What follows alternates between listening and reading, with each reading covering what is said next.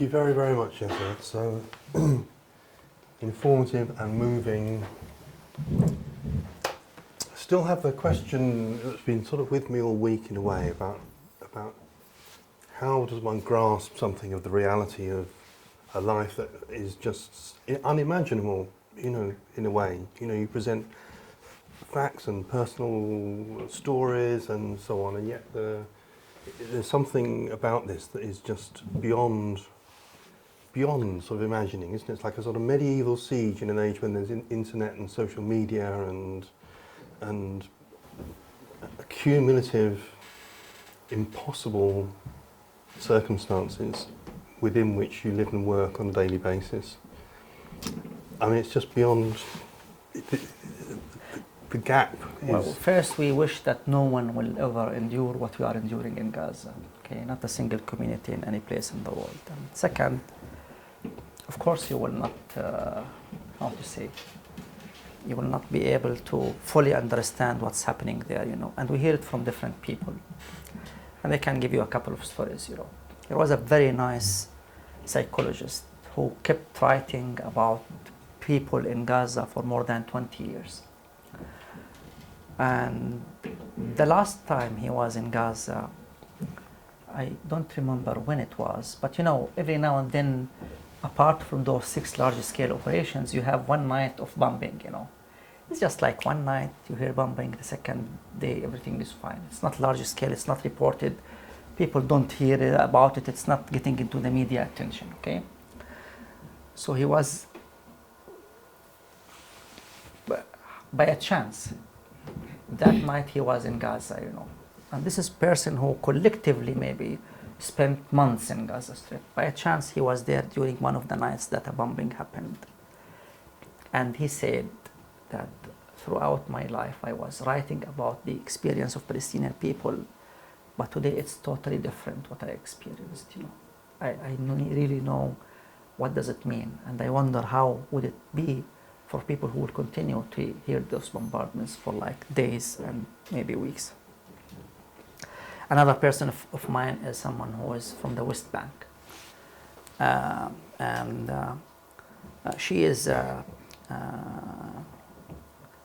Palestinian. She said we all the time hear about Gaza, but we never grasp how would it look like until she came to spend like 2 weeks in Gaza Strip and part of like one part of the work that she is doing. Then she started to understand, because if you go to Gaza, you know, you will see that cars are moving, you will see that there are some supermarkets, some big stores, you know. You will see that people go and buy food, you know. You will see that children go to the schools. It looks in a sense normal, you know. But there are so many hidden things, you know, so many hidden ones that you cannot really catch unless you start talking to people, unless you start living with people, you know. So that's part of how things are, you know. But it's more difficult to make people understand who haven't had the chance of visiting Gaza. You know. Yep, you are right, but there is nothing that you can do about it. I sort of hope to come, but daunted at the same time, and the sort of prospect. Can I ask something about change over time? I mean, going back to you hear the question? Change over time again, yeah? Okay. I was going to, I mean, there's a mountain of human suffering that you're describing, isn't there? There are sometimes newspaper reports, for example, about the rise in the number of people killing themselves, these kinds of things.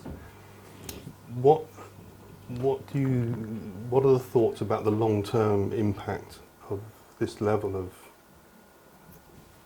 exposure to distress and impossible helplessness and hopelessness on the society?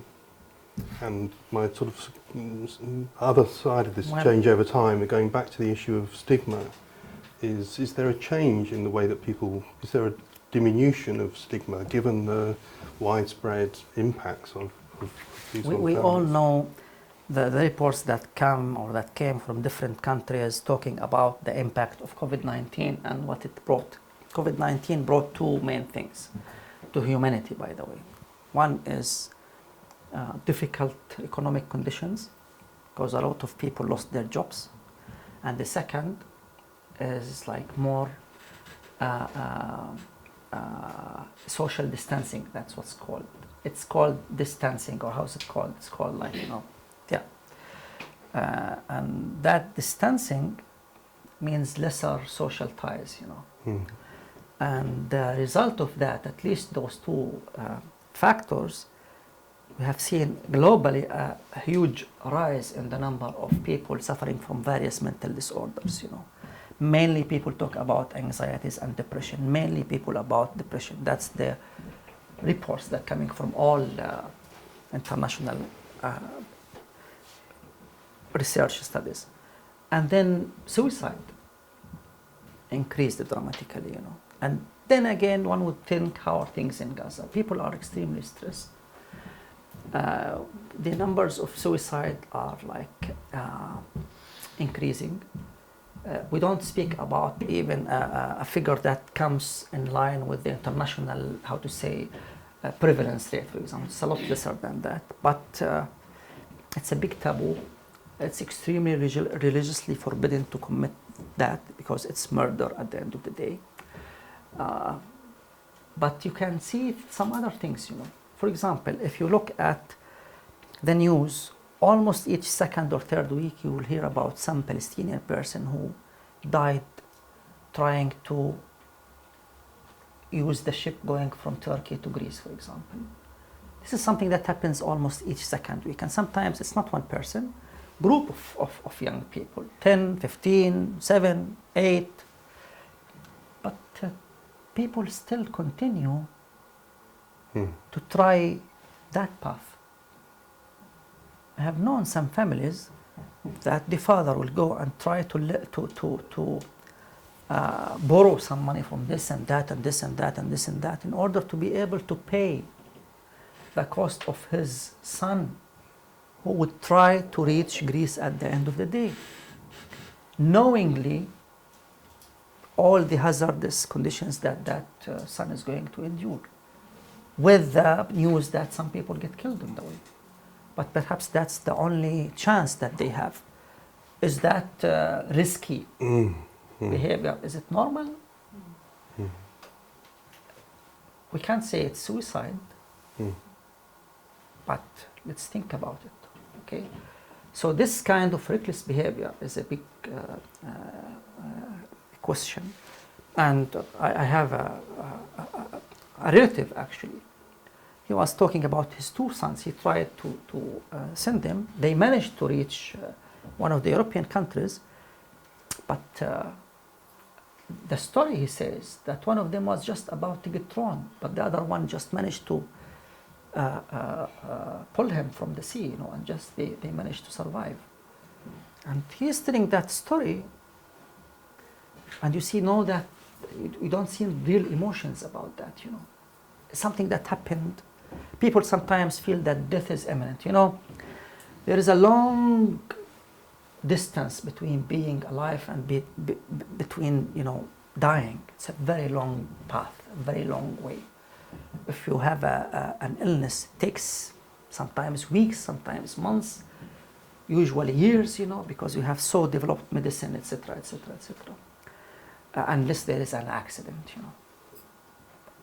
But in Gaza, that long distance is very short. It can be minutes, it could be seconds.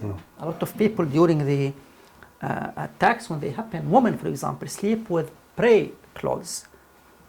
Why prayer clothes? Because it covers the whole body, Thinking that if we got bombed or if the buildings fall, then when we are taken out of the wreckage, we'll be at least dressed well, And this is something very strange. Families think in a very strange way when the bombing happens, because a lot of families, when bombings happen in 2014, I think, if I remember well, 80 families were completely removed from the registrar, because all the members of the 80 families were not anymore. All of them, of the members in 80 families. And that continue to be in the news, and some of the families think in a different manner maybe. Should we sleep in the same room? So if we die, we all die together? Or should we try to sleep in different places so at least some will survive, you know?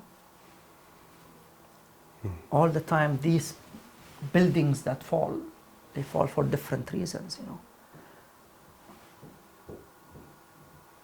So there are different things that happen to the psyche of the Palestinian people when things happen, you know, and the way that people